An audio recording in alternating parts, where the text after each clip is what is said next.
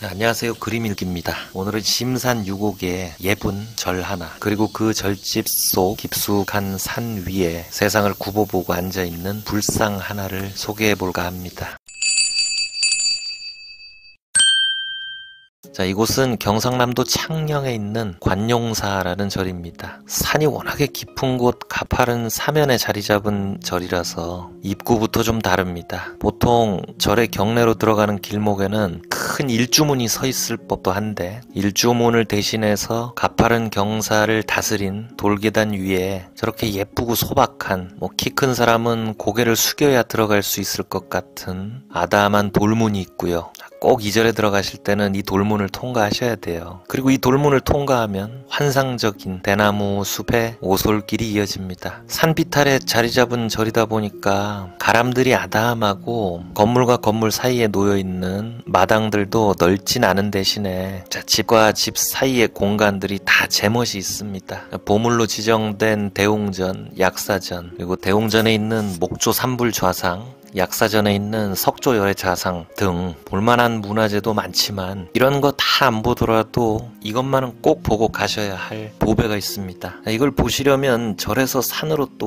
500m쯤 올라가셔야 합니다. 가시는 길에 이 절에 얽힌 간단한 창건설 하나 말씀드릴까요? 두 가지 썰이 있는데, 통일신라시대 때 증법국사라는 분이 이 절을 짓고 이름을 고민하는데 9마리의 용이 나타나서 하늘로 승천하는 걸 봤다고 합니다. 그래서 절 이름을 용을 본 사찰, 관용사라고 하고, 용이 나타난 뒷산을 구룡산이라고 해다는 설화가 있습니다. 다른 얘기는 비슷한데 주인공이 증법국사가 아닌 원효대사와 제자 송파라는 설입니다. 어쨌든 두 얘기 다 용이 나타난 곳이고, 용을 보던 곳이라서 그런지 용은 아무데나 나타나는 건 아니잖아요. 후세에 우리같이 잘 모르는 사람이 봐도 풍광이 비범하고 그냥 좋습니다. 특히 지금 불상을 보기 위해 찾아가는 용선대에 가보시면 충분히 감탄하실만 합니다. 용선대라는 봉우리 이름은 반야용선이라는 말에서 왔습니다. 극락으로 인도하는 배가 용선인데, 이 산의 능선에서 산 아래로 불쑥 튀어나온 바위봉우리를 용선의 이물 뱃머리에 비유한 거겠죠. 자, 여기 극락으로 가는 뱃머리에 잘생긴 불상이 하나 1000년 넘는 세월 뱃머리를 지키고 앉아있고, 경치가 기가 막힙니다.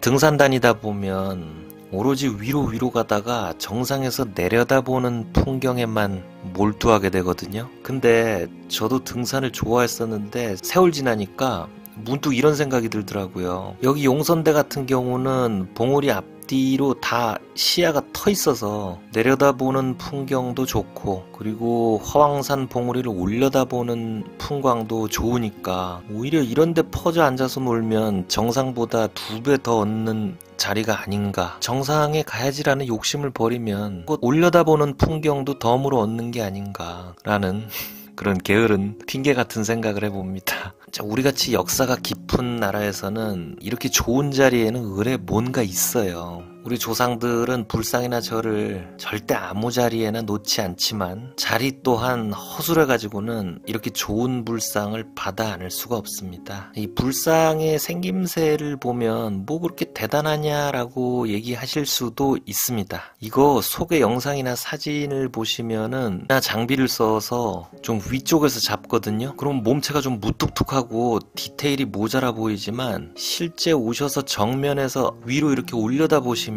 충분히 신성하고 표정이 풍부한 좋은 불상입니다. 우리가 불상을 볼 때 예술품으로만 본다면 안 좋고 모자란 거는 좀 커 보일 수 있습니다. 근데 사실 이 불상을 조각한 조각가는 요즘의 예술가와는 좀 다른 면이 있죠. 1000년 전에 이 불상을 조각한 조각가는 틀림없이 독실한 불교 신자이자 종교인이었을 거고, 이 불상을 돌에 새기는 일 자체가 하나의 기도였을 겁니다. 그래서 불상의 아름다움, 그 본질을 좀 제대로 보려면 기도하는 신자의 심정까지는 아니더라도 그 시점에서 봐야 작품의 본질, 언저리라도 좀 더듬어 볼 수가 있겠죠.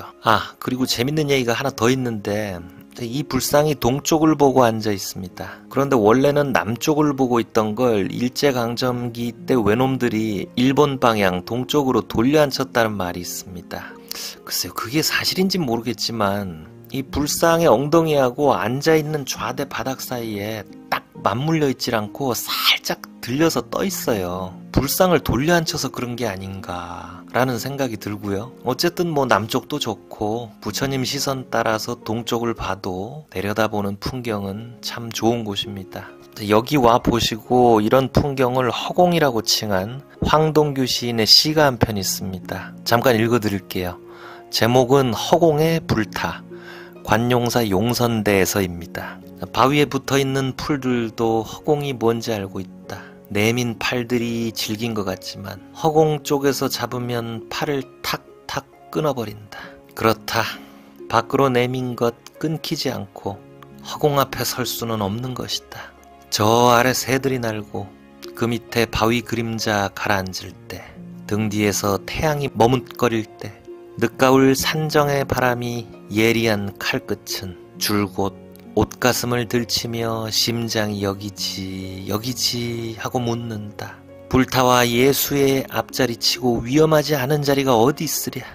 허공에 나앉아있는 불타, 몰래 밖으로 내미는 인간의 팔을 탁탁 끊어주소. 나무 뿌리에 되우 낚아채인 다리 후들거림 멎으며 허공이 텅 빈다. 자, 앞뒤가 시원하게 트인 용선대에서 이 불상을 보면서 어떤 허공 같은 세상의 위험으로 나아가려는 그런 각오를 세우고 부처님에게 용기를 구하는 그런 시죠. 황동규 시인 같은 현자조차도 약한 인간의 모습으로 소원을 비는 이 부처님은 실제 이 동네에서는 소원 잘 들어주는 부처님으로 꽤 유명합니다. 이 불상의 왼손을 보시면 손바닥을 쫙 펴고 살짝 앞으로 내미는데 이런 부처님 손 모양을 여원인이라고 합니다. 뭘 달라고 손을 내미는 게 아니라 앞에 있는 사람에게 원하는 걸 내주는 손입니다. 소원 들어주는 이 불상 앞에 저는 감히 세상으로 나아가는 용기를 구하기는 좀 어려울 것 같고요. 그저 구독, 좋아요나 좀 많아지게 해달라고 빌어봅니다. 끝까지 시청해주신 분들 감사합니다.